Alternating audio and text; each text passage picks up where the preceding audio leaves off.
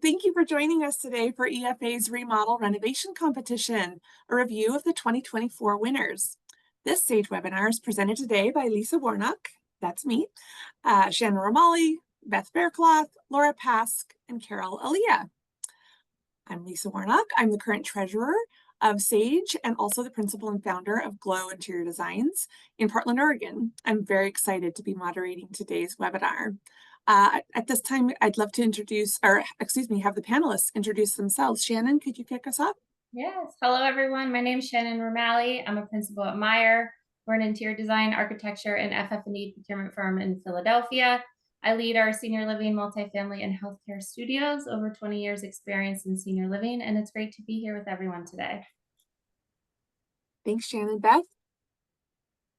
Hello, I'm Beth Faircloth. I'm a principal and interior designer with CGMW Architecture. We're located in North Carolina. I have 30 plus years in senior living design. Our firm primarily focuses on senior living, but we also do hospitality and some other things that really interconnect and influence both sectors. And I am very excited about being here today. Laura?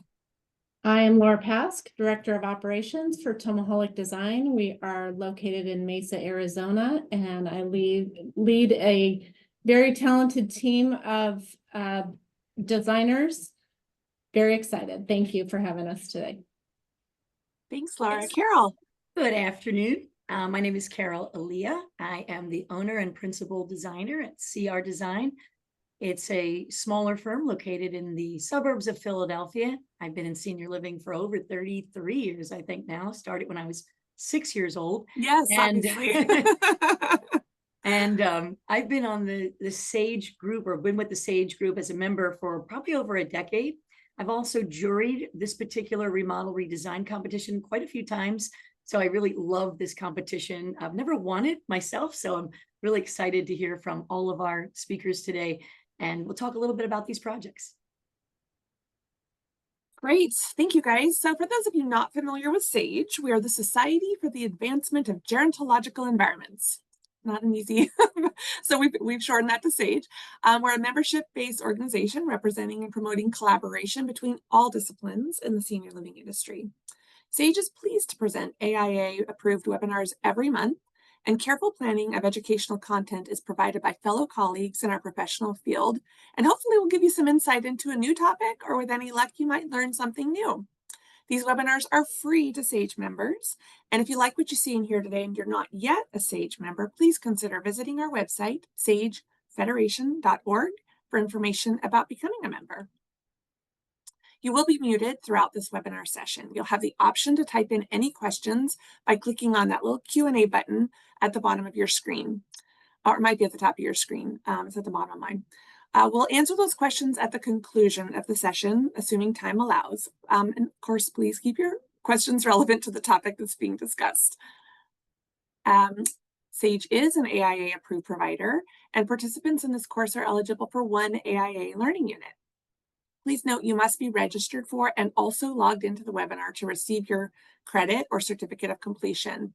And please also make sure that the name that you use to log into the webinar is corresponding to the name that you use to register to get that credit.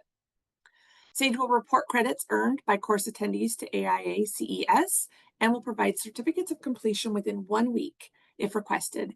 If you did not enter your member number or request a certificate of completion when you are registering, please just email info@sagefederation.org and Lori will hook you up.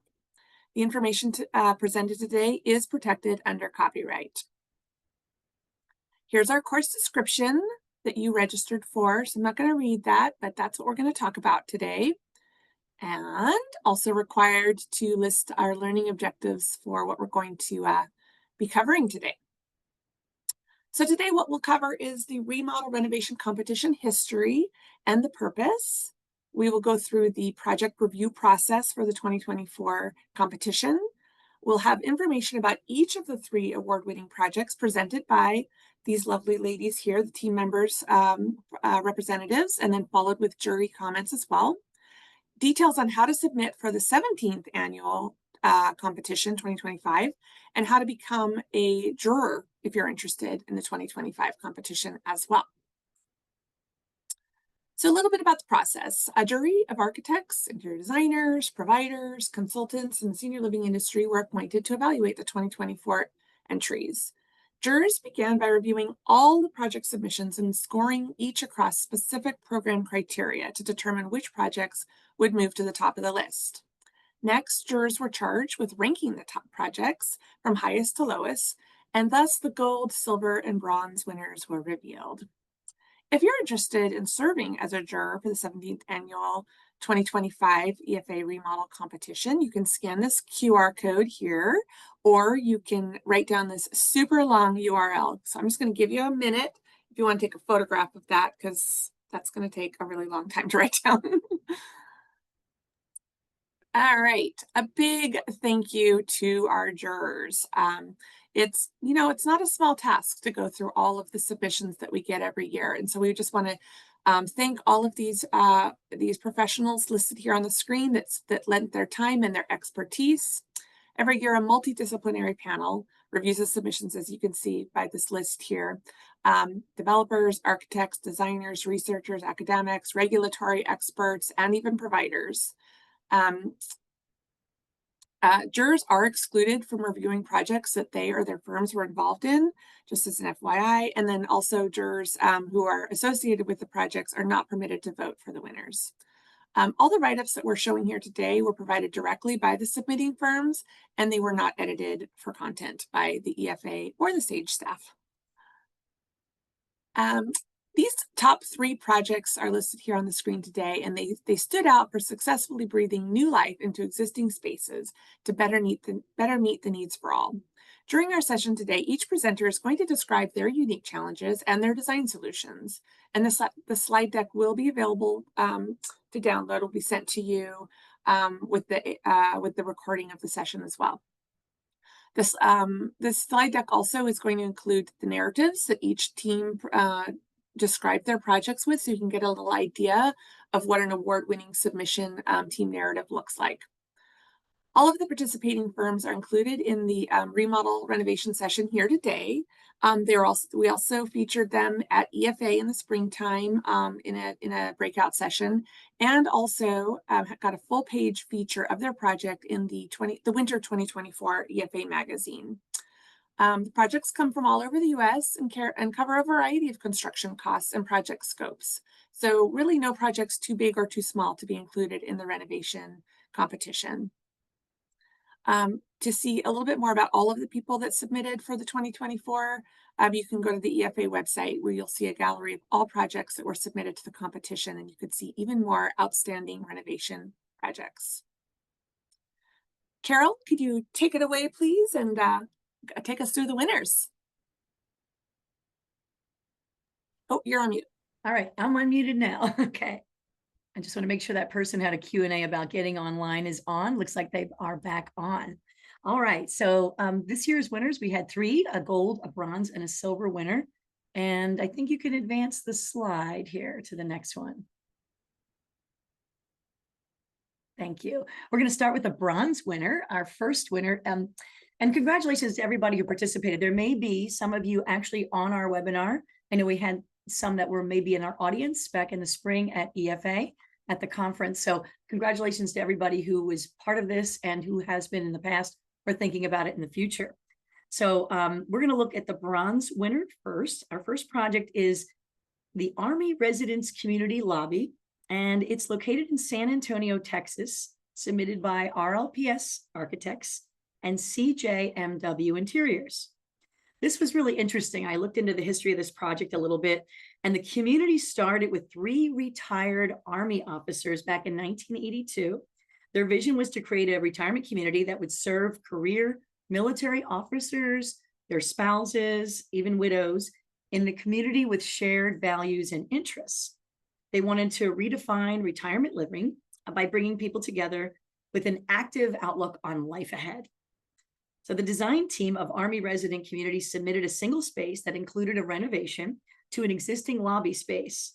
This reception area was an independent living community and part of a life plan community.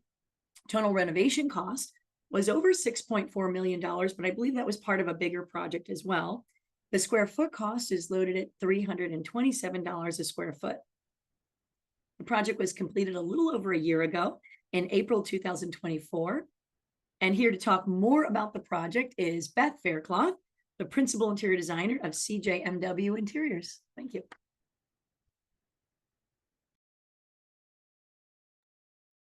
Thank you, Carol.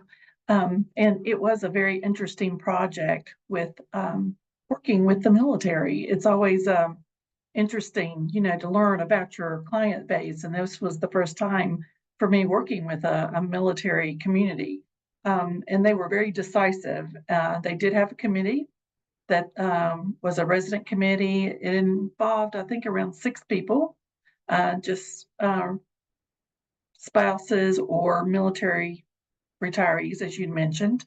The first time we visited the site and we walked in, this was the main lobby. And you can imagine it's a large community, 100 and some acres, 600 plus residents. And this was a interesting first impression for this community. As you can see, it's very dated. And they were wanting to make sure that for their future financial security, that they had the right impression as you walked into the space. So lots of wood paneling. We're in San Antonio.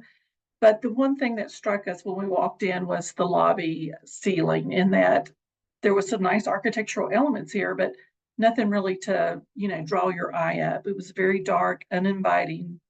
And so the challenge was, how do we make this much brighter, much more attractive to new residents that would be coming in, and also to service those existing residents as well. So in the next slide, you're going to see the difference that we were able to implement. We really did not even add any square footage to this space. It was just you walk in the front door and all of a sudden, all the finishes were revamped. One thing that we did was we drew attention to the ceiling, adding these faux beams to give it some interest. Also adding wood planks on the ceiling to provide the warmth, but taking away a lot of the stained paneling that we were finding that was really sucking up all the light and brightness in the space. And of course, the carpet that was there before was very dark. All the furniture was very dark. So by changing that up, adding very intentional lighting, the light coves were already there, but none of the lighting really worked and it was not being maintained. And so we brought that up to the current standard of LED lighting. So it's, much more maintenance friendly, and with the longevity, not even that much maintenance. The next thing we did, if you'll go on, the fireplace, beautiful fireplace, center of the room as you walk in the door. This is what was greeting us, but it looked very short and squatty. And so what we did was we took those columns that are on either side and the fireplace face, we pulled those forward into the room so that they could meet the ceiling above. That really created a much more impressive focal point within the room. We redid the face of the fireplace with stacked stone, and we painted a lot of the paneling in this space. Beautiful oak paneling, but we wanted to really draw attention to the oak that was really the more significant pieces right there at the fireplace. The seating groups was, just centered around the fireplace. We've widened that. This is a very active community. Also, this was the main entry into all the amenities within the independent living building. Dining was off to our left. And so we wanted to create more interaction and more available seating to those residents. If you'll go to the next slide, the reception desk. As soon as you walked in the front door, you really, all you saw was this big desk. You couldn't even see the receptionist that was sitting behind it. It was very institutional looking. We even had the administrative suite to the right with this hospital-like window separating that. And then security was even behind that with that panel door behind the person that's standing there now. But it just wasn't very inviting. If you were in a wheelchair, the accessible counter was around the corner there on the left, so you didn't really even see it.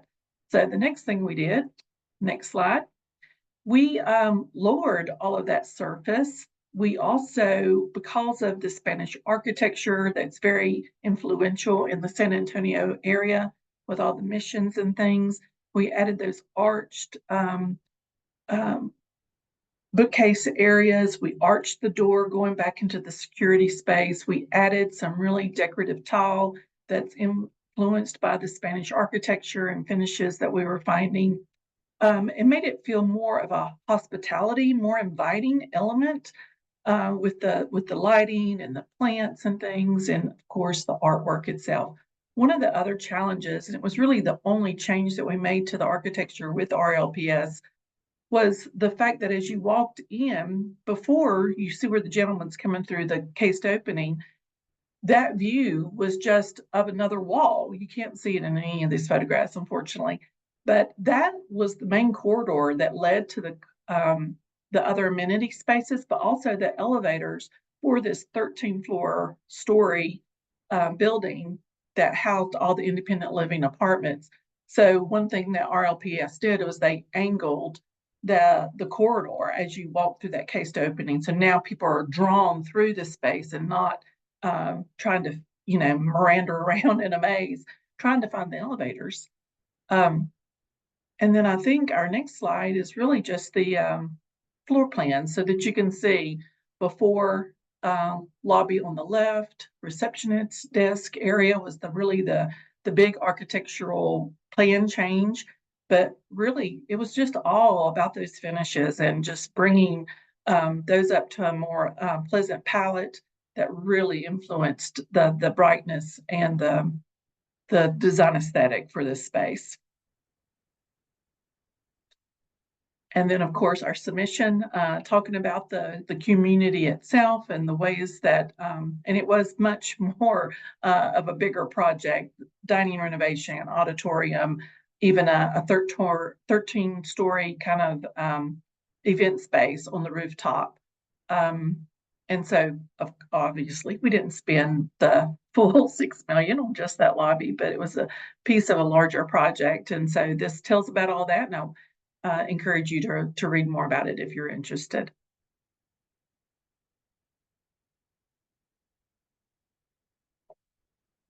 Myself, here we go. Thank you, Beth. I got to make sure I unmute when I click the button. That's a great summary of the whole project. And I was going to share with you a little bit of the jury comments. You'll have more in the written comments in front of you, but I'm going to share a few that were key. To me, the space started by checking all the D's. This space was dark, dated, and depressing, but I thought Beth and the design team did a fantastic job creating a whole new solid A and, finishing this project to something that's really beautiful, inviting, and really pleasant to be in. The rest of the comments include, Jory mentioned something about the renovation definitely brightened up the space. They said it made it more hospitable and inviting, which we definitely agree about. DeJory loved the introduction of the blue tones and the colorations of the desk and the reception area with the arches. They loved the natural colors and the wood tones in the ceiling and the way the columns were pulled forward to really create a more interesting height to the fireplace. They thought that was really commendable. They changed the front desk, as we saw, and the back of the house activities now are more clean and allows the staff to be even more efficient. So I thought that was a great idea. One jurist stated that they took what they had and made the most of it. And the design team had a in-depth process that included both the stakeholders and the residents, which we find very commendable as the SAGE jury goes on any project. When you invite residents, family members, staff to become involved, we love that part of the process, and that is always something that we remark about. So this project included staff that way, and residents in that way. So thank you, Beth, for that project. It's amazing. It's awesome. And we love it. So applaud, applaud, applaud. It's funny when you're online and you don't hear the actual applaud. All right. I think we can do the next slide. All right. So now we have our next project. The Virginian Lobby from Fairfax, Virginia received the Silver Award in 2024. This space is a beautiful, large lobby and major renovation. This particular project is done by Mosley Architects and Meyer Design. It's a 2-story lobby entry space located within a much larger project renovation that had a total cost of about $67 million. The square foot cost for this project was a little less than the last one at $225, but that's probably because it was amortized over a larger space. The space is a main entry of a multi-level building that houses a full continuum of care. And the Virginian is located just a few minutes away from Old Town Fairfax, in case you're familiar with the area. That is there's a nationally recognized Fairfax Hospital located there, and also near the George Mason University campus. This project was also completed at the beginning of around April of 2024. And here to present this particular project is Shannon Remaley, Associate Principal at Meyer Design, and a big shout out to my fellow Philadelphia designer friend. Take it away, Shannon. Yes, thank you, Carol. We love our fellow Philadelphians. So so just to add a little bit on to what Carol said, so this project was part of a large renovation. So the community as a whole is about 300,000 square feet. We started this back in 2018 and finished in 2024. It was an occupied renovation, so there were many, many phases to it.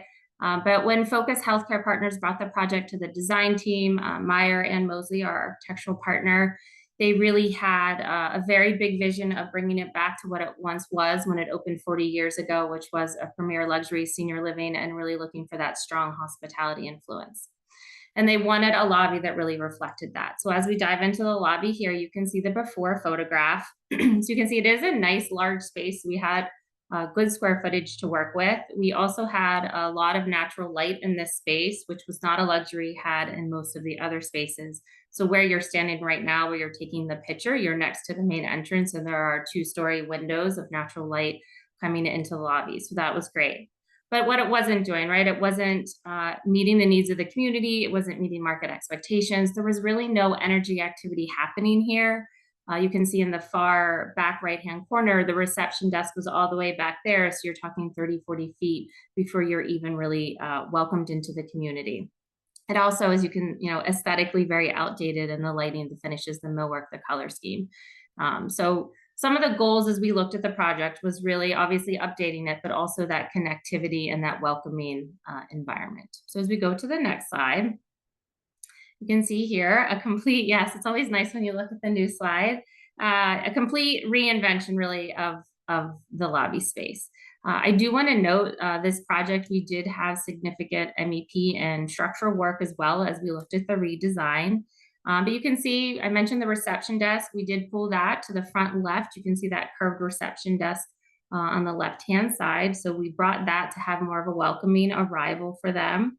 And the space was large, as I mentioned, so we wanted to keep that, but we also wanted to be able to ground the designs. We added that center circular design feature. That's a real planter there in the center, the circular element, bringing in some biophilic elements, and then mimicking that with the circular cove light on the ceiling, and then a custom glass sculpture that comes down, which was actually influenced by the movement of the cherry blossoms in nearby Washington, D.C.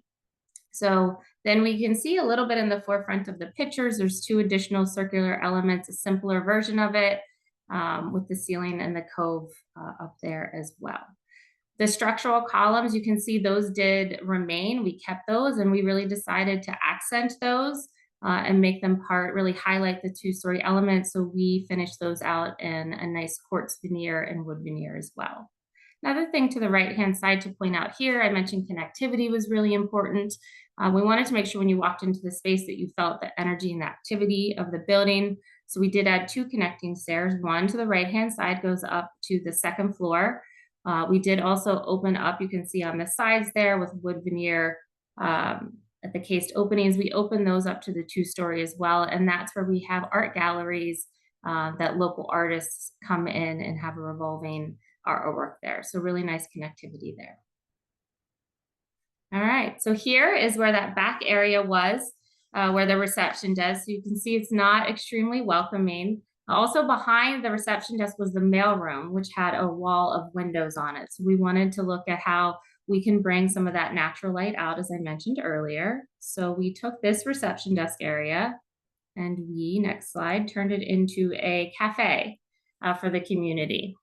So really we were able to accomplish what we needed to in the front of the lobby for all the lobby and reception functions. And so we wanted to go ahead and add activity back here. So we added a cafe. Adding dining amenities was a big focus of this project. It's highly amenitized. So this is one of about 5 or 6 dining venues throughout.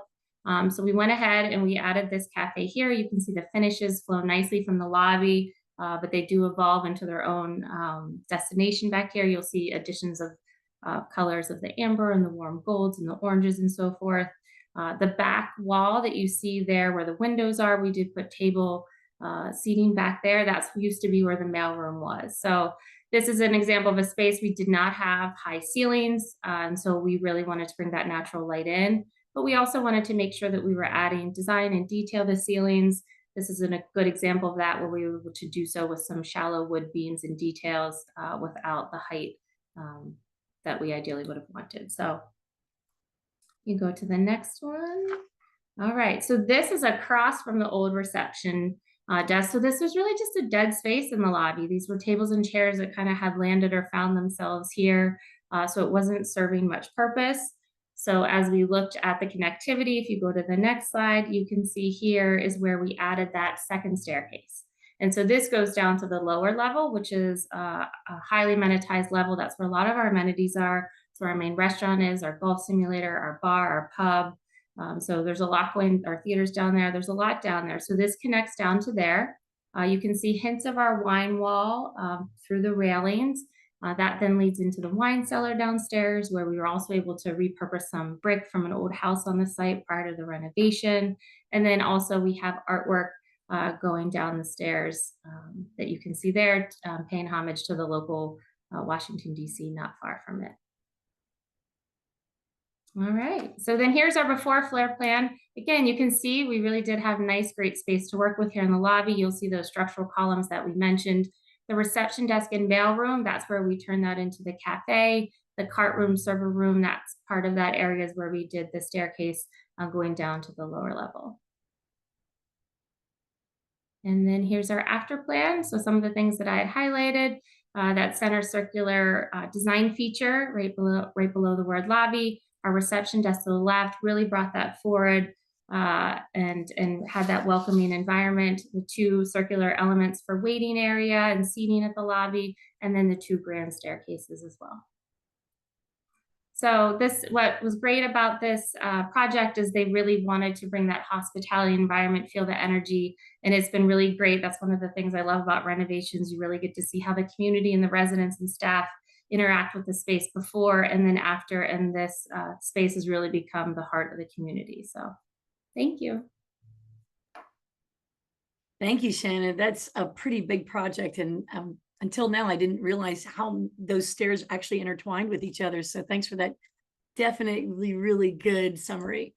Some of the jury comments included the biophilic elements and added natural lighting by the cafe are excellent additions to the space. Even though there was already some natural light at the front end, they thought that was a really nice way to bring it into the back end. They mentioned that the space feels warm, welcoming, light, and bright. We think there was a beautiful use of ceiling materials, and the upgrades to the MEP definitely enhanced the comfort of the space.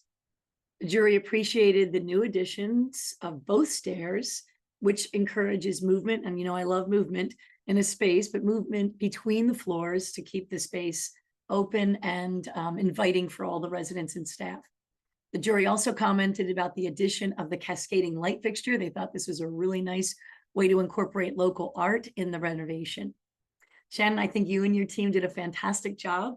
You took a basic and dated design of a very large lobby space and created a much more sophisticated and high-end detailed design. And we thank you for entering this year, and congratulations once again to you and your team. Thank you. All right, I think we're moving on to the next project. So I get a drum roll for the gold. And this gold winner for EFA's 2024 Remodel Redesign competition is called the Colonnade, the dining room at the Colonnade in Surprise, Arizona. And I have to go there someday because it's such a cool name for a city. The Colonnade is a Sun Health community nestled in the heart of Surprise, Arizona, on 40 acres of a Mediterranean style landscape. It's surrounded by the natural splendor of the Arizona desert. Actually, I took that right from their bio line on their website. This project includes a main dining room and a piazza bistro style dining space in a life plan community. And it was completed just a little over a year ago in March of 2024. The total project renovation cost $2.6 million at approximately $317 per square foot. Here to present the Gold Award winning project is Laura Pask, Director of Operations at Tomahawk Design. Laura, you're on. Thank you, Carol. This project was completed with our longtime partners, Sun Health, as well as Architectural Collaborative Team and 360 Project Solutions. The renovation was part of a larger 40-acre life plan community, as Carol noted, in the northwest suburb of Phoenix, Arizona. We addressed main dining room, private dining room, bistro, and those projects kicked off ongoing updates to this vibrant community.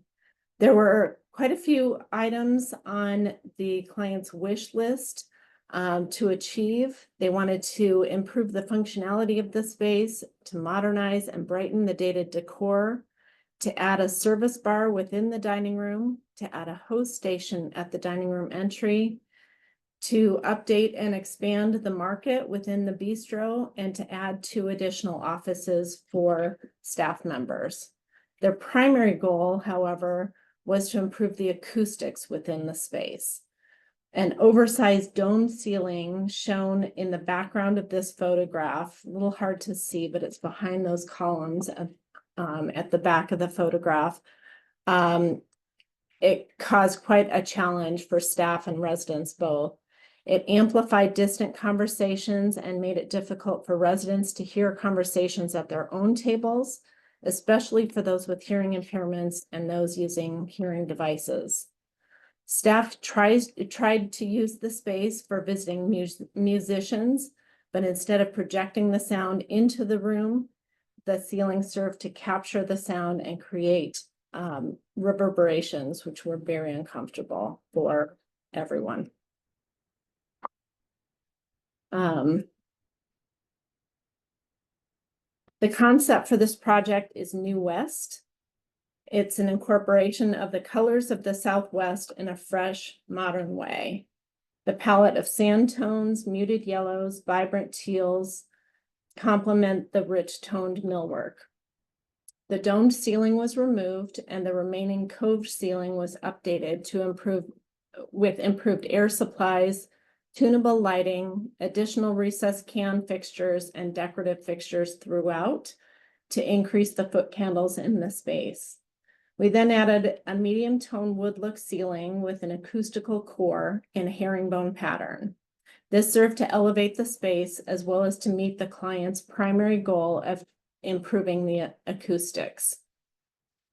The updated dining space can now serve more than 300 people over 2 seatings as opposed to 3 seatings it would take to serve the same amount of residents. This saves the community on labor costs, and residents have a space they look forward to visiting each day. Just out of the frame is the service bar. You see the edge of it with the blue tile face on the right side of the photo. It acts as a sound buffer between the commercial kitchen and the dining room, but its central location also allows the bartender to engage with residents and easily serve the staff. On the next slide, you'll see a look at the original dining room with the dated furniture, dim lighting, heavy draperies that actually stood in the way of the windows and made the space appear even darker. The dark carpeting had done a good job of concealing the occasional spills, but had reached the end of its life cycle. Large, heavy dining chairs were difficult for residents to move, and the fabric color blended into the wall color and provided little visual interest. Additionally, the food service operator had chosen to limit the use of tablecloths during lunch and dinner service to reduce on maintenance costs. And these factors were influential in our decisions with finishes and furniture going forward. On the next slide, you'll see, in addition to the ceiling and lighting, we updated the carpet with a custom broadloom solution dyed nylon that set the color palette for the space. Bright paint and light colored window treatments give the space an open, airy feel. We didn't do any structural work around the windows themselves. At this location, a permanent wall was removed and replaced with a room divider, which divides the large space and gives a sense of intimacy in each space, but still allows staff to maintain visibility of the residents. Booths were added throughout the space to give multiple seating options, and new wood tables with a very durable finish were selected to stand up to the harsh cleaning chemicals that they would be subjected to each day. Lighter chairs in several different sizes were offered to give every diner a comfortable seat, and artwork brought the outdoors in. The booths, room dividers, bar, host station, everything was new there. And then if we go to the next slide, this is a view of the original bistro. It was used in the morning as a coffee bar and a spot for a quick bite in the middle of the day. The dark flooring, dated furniture, and inadequate lighting didn't meet the approachable yet upscale vibe that the client and the residents requested. The workspace for the staff was limited and storage was almost non-existent. Most long-term items needed to be stored in the already bustling commercial kitchen, which is adjacent. Meal pickups were another challenge. Those are managed by staff in the bistro, and those had to be moved to adjacent spaces. There just wasn't adequate space for meal pickup. Additionally, seating was inadequate for the number of residents wanting to use the space.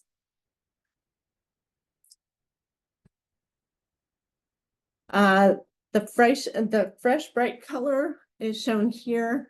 Dark millwork helps to breathe new life into this space. We carried the ceiling treatment from the main dining room into this space. We also included various forms of LED lighting, including strip, cove, and integrated pendants to add layers of light with a modern feel. The workspace was expanded for several employees to work comfortably, and the luxury vinyl flooring is a durable and cost-effective solution. The faux wood treatment, as I mentioned, continues here, and we added tables and chairs throughout the space to provide other options for residents to enjoy. Next slide. This is the original floor plan. It shows the extent of the large dome ceiling, quite large, and as it was kind of a useless space that they couldn't use at all. The columns created a large corridor and minimized the overall space in the dining room. And the permanent wall at the top that you see separated the private dining from the remainder of the dining room. As a result, the staff didn't use that space to seat during main dining times. That was kind of used more as a conference room or a training space. And the area behind the fireplace in that top section was largely unused, really more for storage than anything. Next. The host station was added on the south side of the plan, and near where you see the exit door sign. Additional seating options with large and small tables and booth seating options both along the wall and at the center of the dining room were added. The room dividers keep the space separate but visually connected. The bistro was modified to add a large office for the kitchen manager and a drop zone office that can be used for up to 3 additional staff members.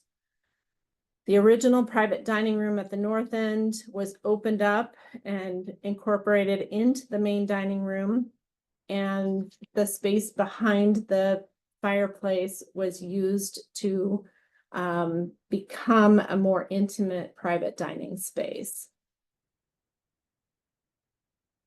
In the end, our solution, we feel like, provided improved functionality of the space, added a host station and the service bar within the dining room, updated the market and the bistro, added staff offices, and improved the acoustics throughout the large space. That's us.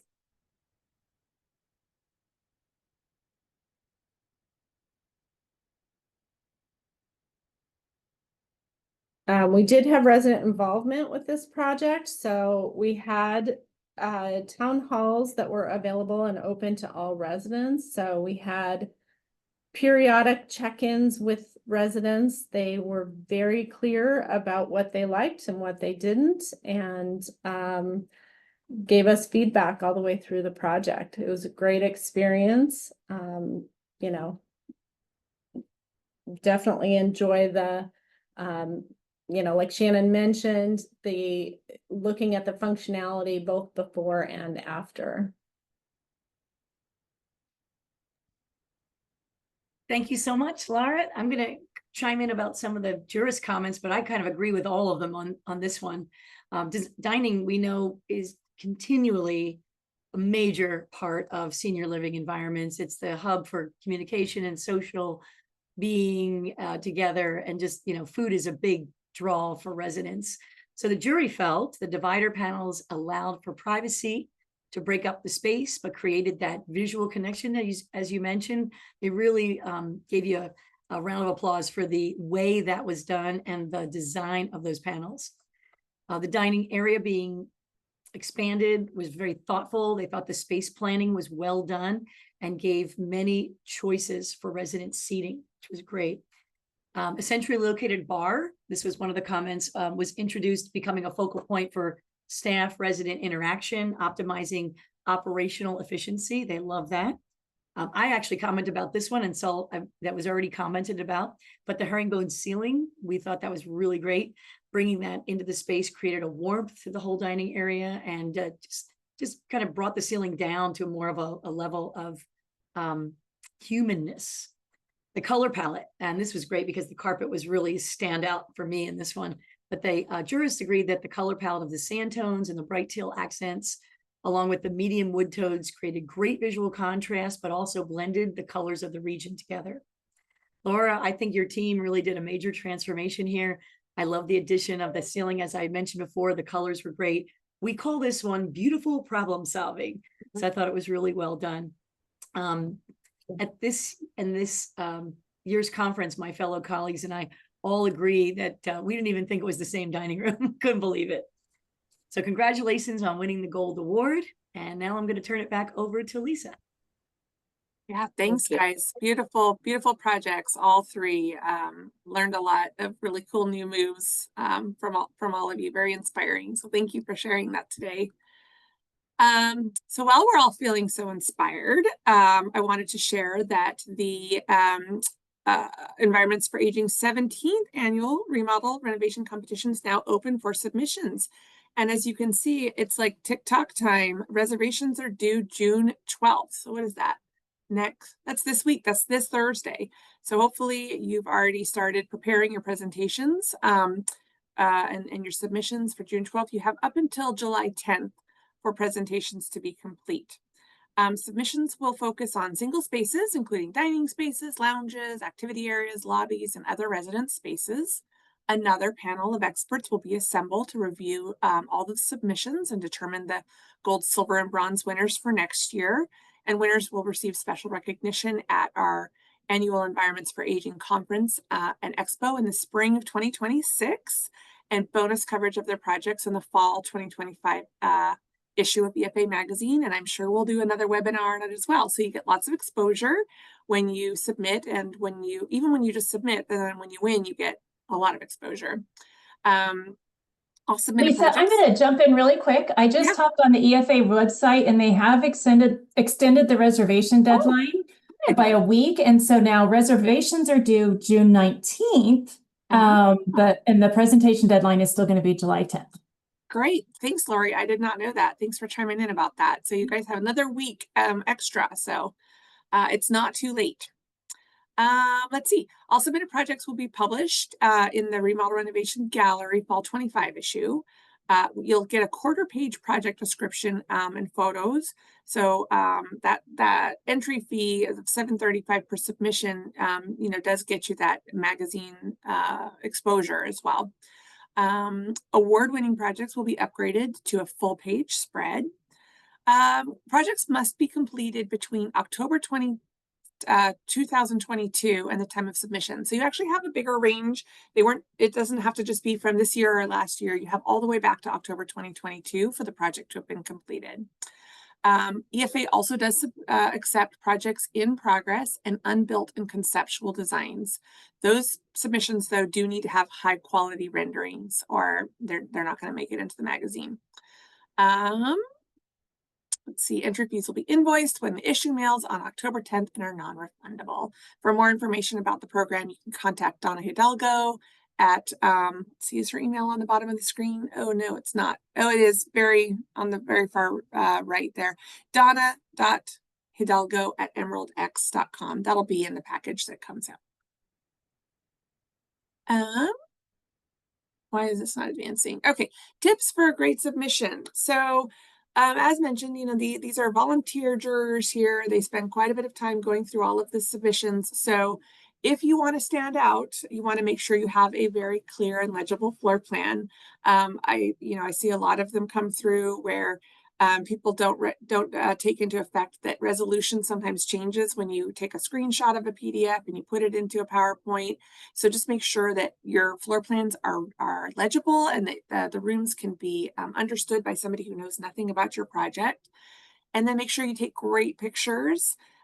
You'll know when you're standing there and taking your before photos where you're going to be starting, where your design is going to have that like really great wow moment. So it's really impactful when your before photos and your after photos are taken from the exact same vantage point. So take a bajillion before photos just in case you do some things in the design process you weren't anticipating doing, and then make sure you do them from the vantage point in your submission. Do talk about the difference maker and the impact on residents. That kind of stuff is really important to the jurors. There's a lot of very talented designers in the industry here. And so it really isn't just a pretty picture show. The projects that rise to the top and win the awards are the ones that have significant impact on residents or staff, have a great story, something other than just being really beautiful.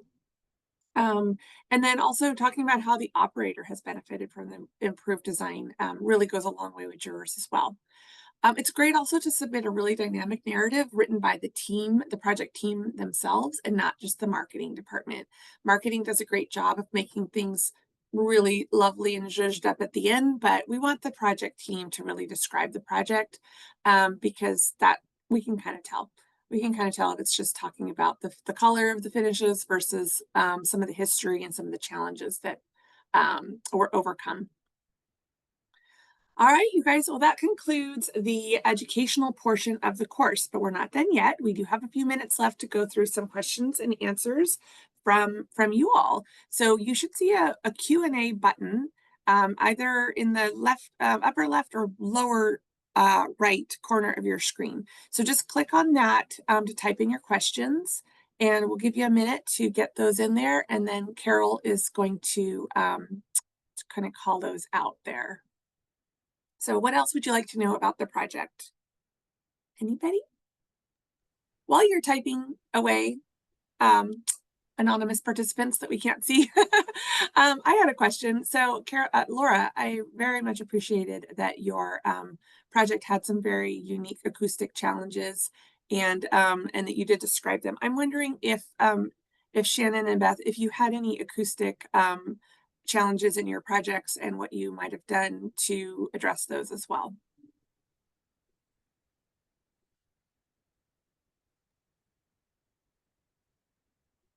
Okay, I'll jump in. I can't see. I can't see Beth either. Yeah.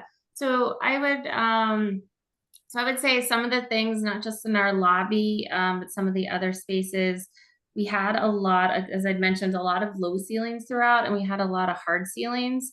And so we did really look at different ways that we could, address the finish of the ceilings to try to help with that. Obviously, softer finishes like carpeting things could help, but when we really looked at like where you were going to get the most impact, we did really look at a lot of our ceiling choices throughout the project. The lobby specifically didn't have a huge acoustic problem, but some of the other spaces where they were smaller and their ceilings were lower, we really did have to look at our ceiling finishes. So yeah.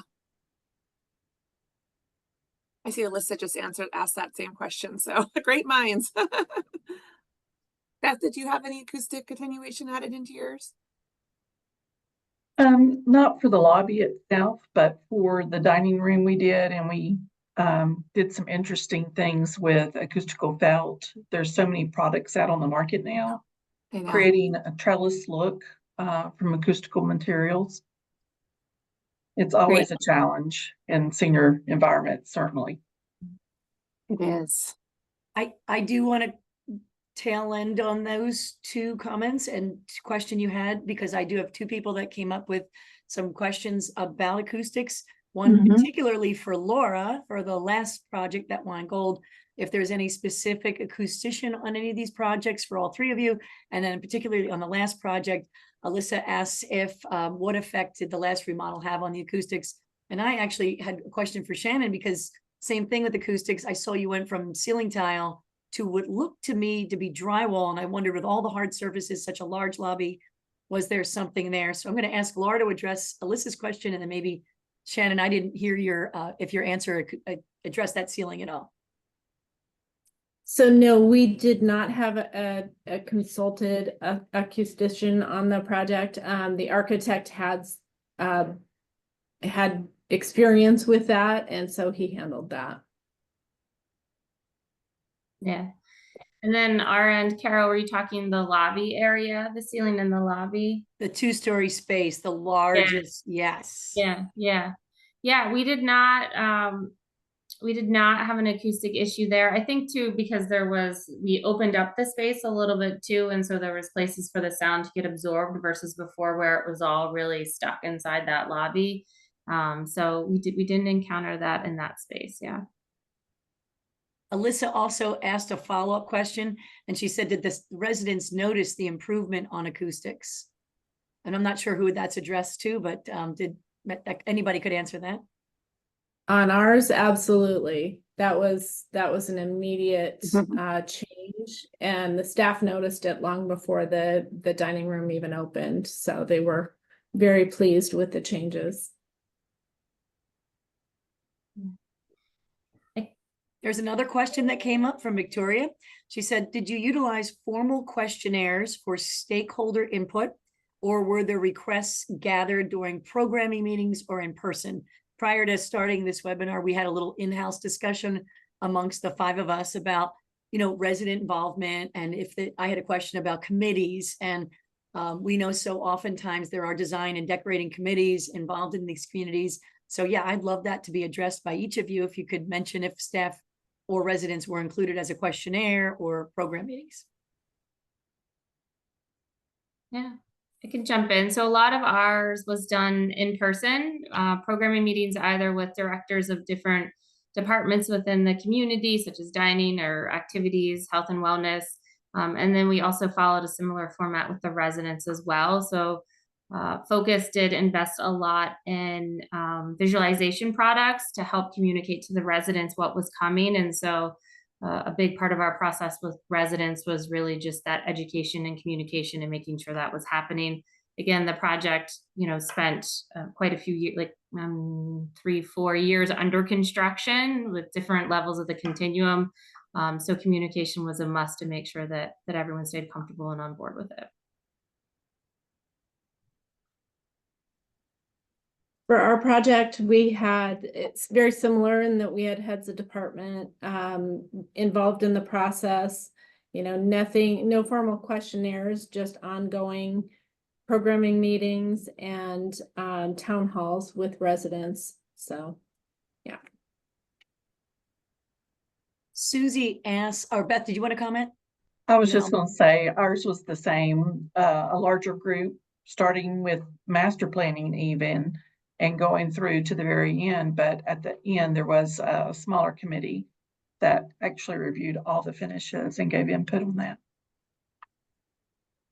Thank you for those answers. Susie asked a question about the design timeline for the projects. The question is, what was the design timeline for each project, and did meeting with the resident committee affect the timeline at all? Never.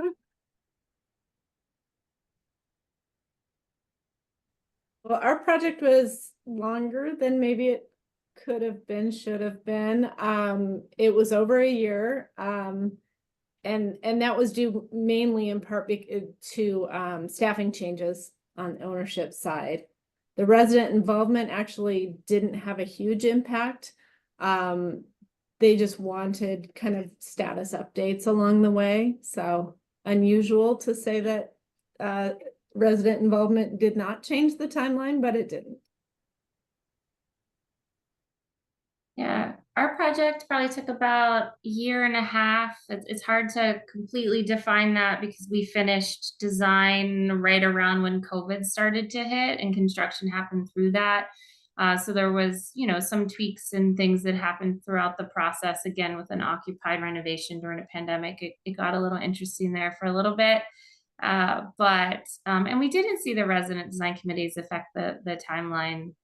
So. How about you, Beth? So for our project, it did get extended, but only because they changed general contractors. Right after pricing of SDs, it was coming back really, really high, and the community was not vested in spending that amount of money. And so they looked to other sources and actually split the project up, because it was a very large project, but they split it up between 3 different contractors that were able to take this really large project and divide it up between 3 others. So, right.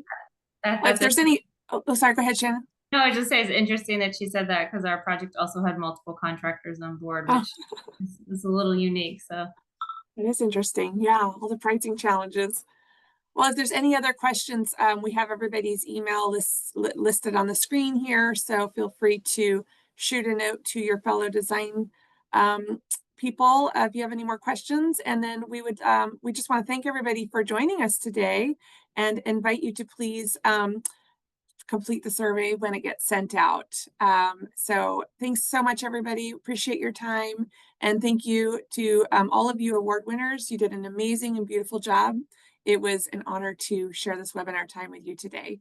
Thanks, everybody.